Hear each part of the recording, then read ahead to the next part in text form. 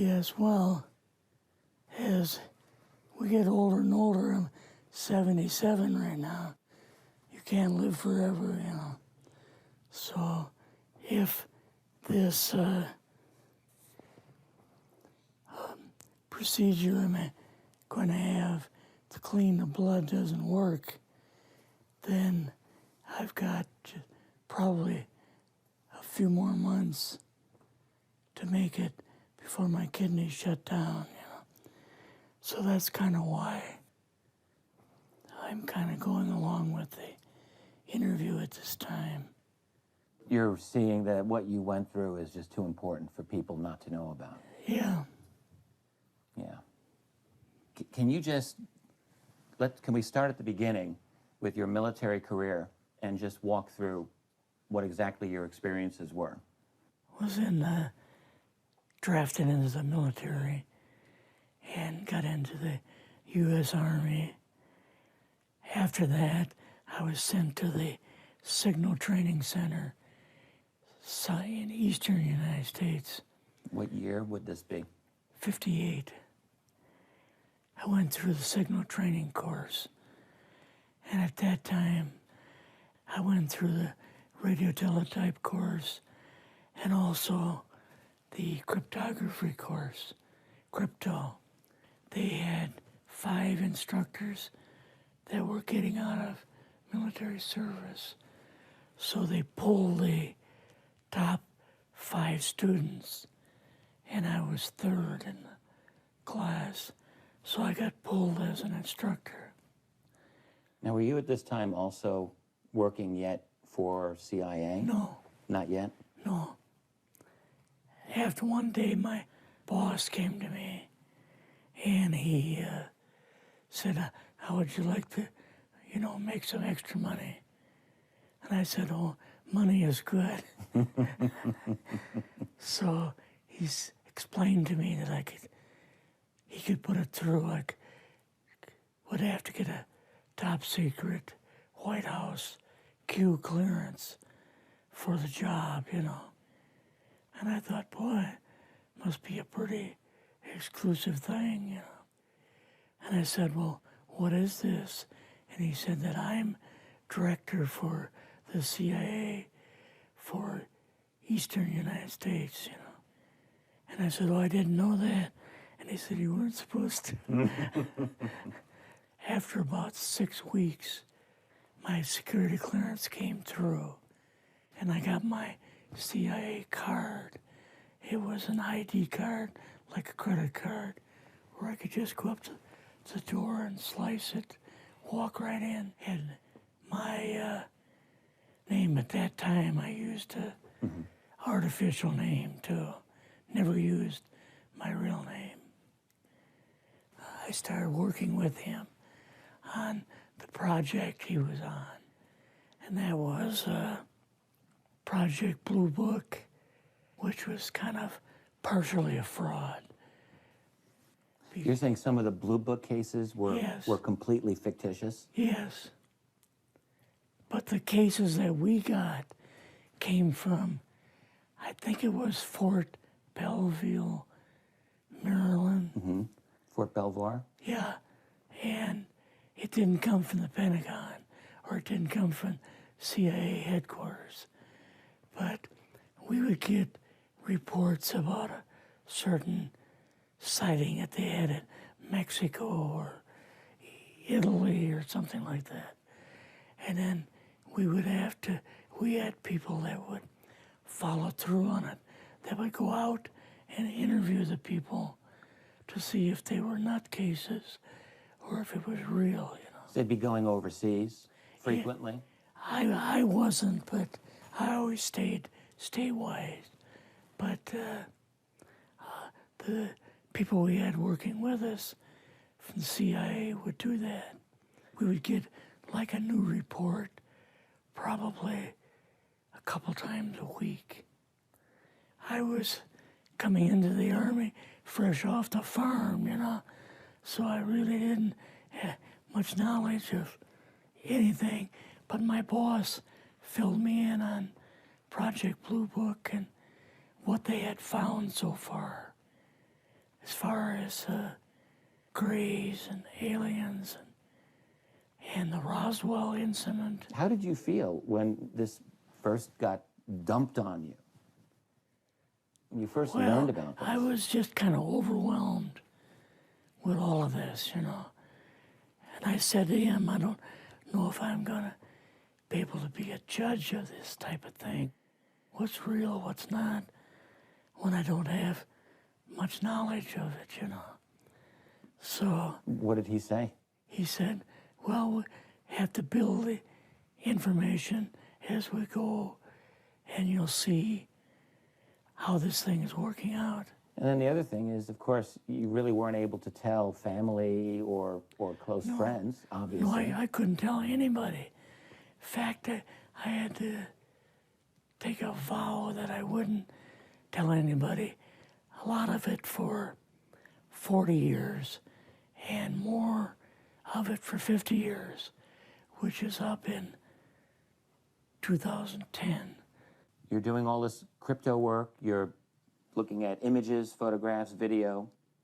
It's 1958, maybe the fall of 58. What happened after this?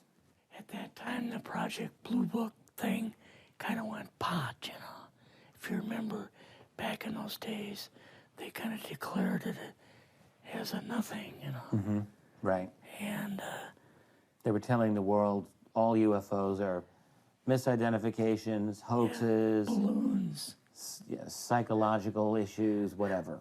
Yes. Yeah. So my boss came to me and he says, we've both got a new assignment. And he says, oh, I said, where are we going? Oh, he says, we're going to the Capitol. We're going to be part of the Eisenhower push. He's trying to find out something about, all about these aliens that MJ-12 was supposed to find out, but never sent back reports to him. The MJ-12, the UFO control group, were they calling it MJ-12 at that time? Yes. They called us in, went into the Oval Office, and President Eisenhower was there and Nixon, and they said, we called the people in from MJ-12 from Area 51 and S4, but they told us that the government had no jurisdiction over what they were doing.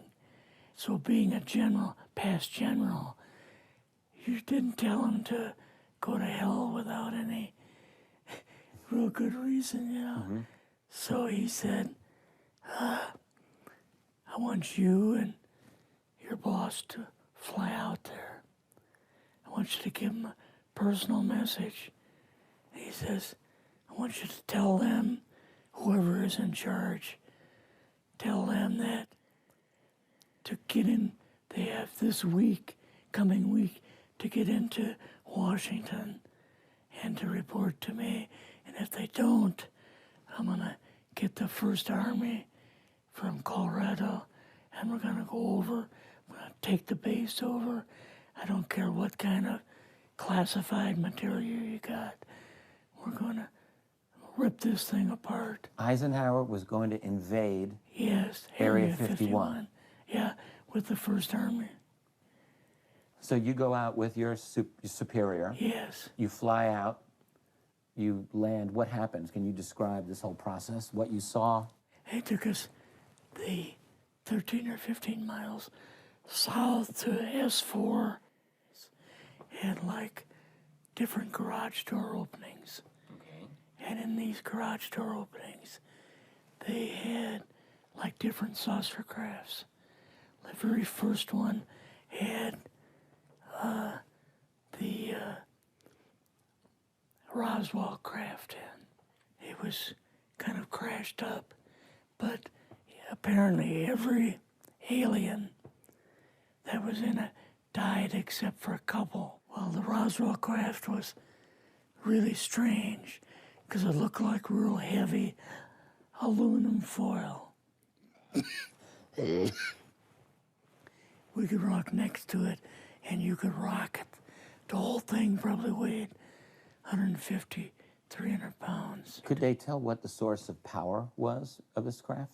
Yeah, it was like a reverse gravitational thing of some kind. In fact, one later on, I got the mathematical code for reversing gravity in a 3x5 card.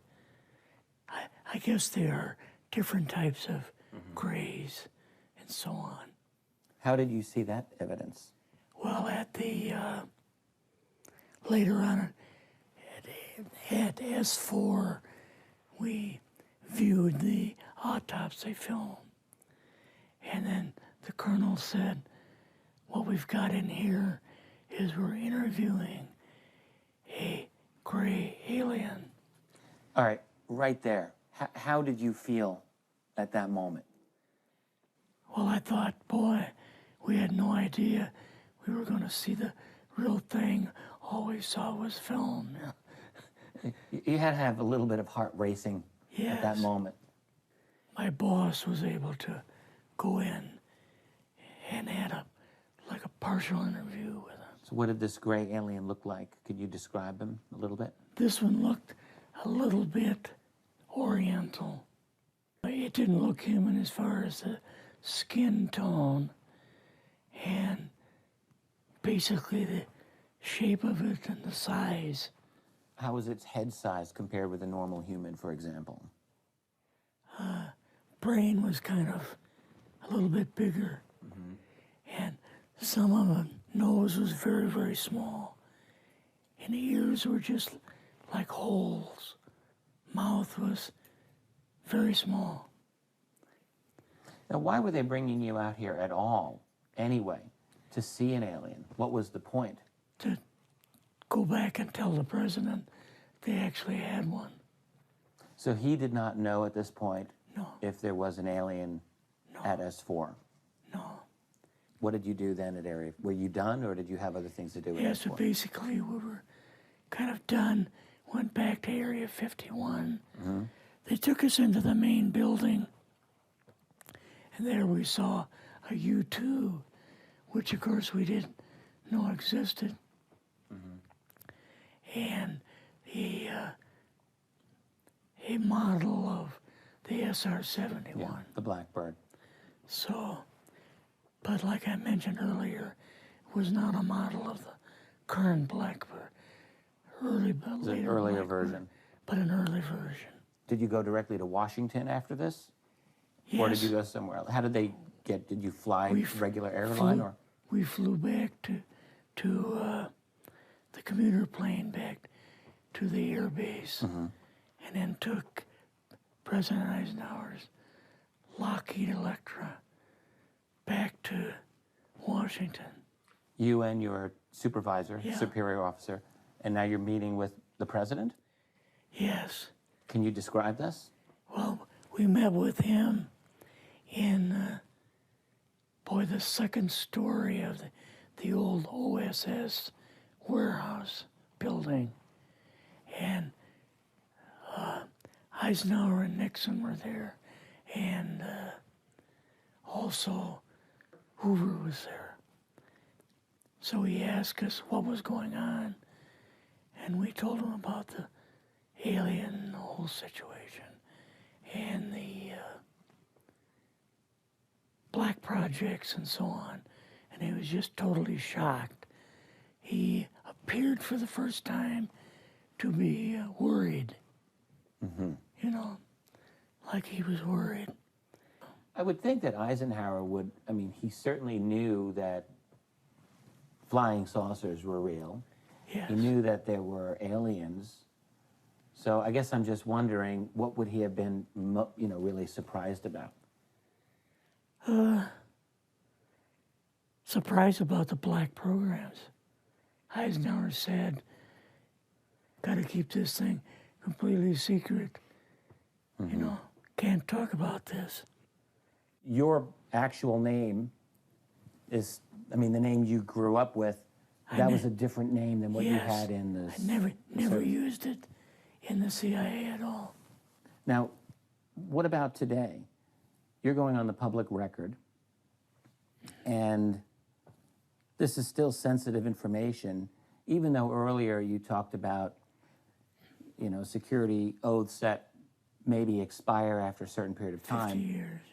but you're still concerned. Linda Moldenhau's phone call, her phone was tapped, and they got my phone number, and through the telephone company, they were able to find me, and so on. When they found you, what happened? I was going to a grocery store. Two guys in a black suits come out of a black Lincoln town car and came over to see me. And they told me that I'd better not publish anything or talk to Linda about any more things. So at that time, I did, you know, I stopped. That was enough to intimidate you. Yes. Rather remain anonymous. Never show my face on anything. Really, thank you for doing this. Yes, this was, I guess, kind of a good idea because I feel much better having talked about it. I kind of feel like there's a load off my shoulders Really? because I had an awful lot of secrets that I had kept over the years.